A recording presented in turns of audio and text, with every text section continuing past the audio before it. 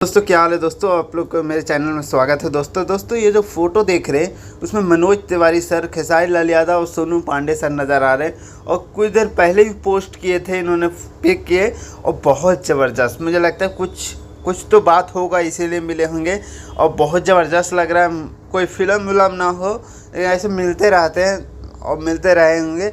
और मूवी के शूटिंग का खेसारी लाल यादव के रंग दे बसंती का सेकंड शेड्यूल का शूटिंग है। देखते हैं खेसारी लाल यादव के एक गाना का लॉन्चिंग भी है, उसका अपडेट मैं बाद में बताऊंगा। गाना का लॉन्चिंग बनारस में रखा गया है और बहुत जल्द गाना आने वाला है। और गाना के हिंट दे दूँ, बॉलीवुड भोजपुरी से आने वाला है, क्योंकि आप लोग पोस्ट मैंने दिखाया था दूसरे उस पर दिखाता हूँ। अभी अपडेट लेकर आऊँगा गाने के बारे में, पूरा जानकारी पहले ले लेता हूँ, उसके बाद जानकारी लेकर आऊँगा।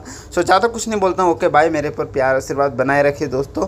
इंस्टाग्राम का लिंक दिया हुआ, मुझसे बात करना है तो इंस्टाग्राम पे जुड़ सकते हैं मेरे साथ। Okay bye, love you.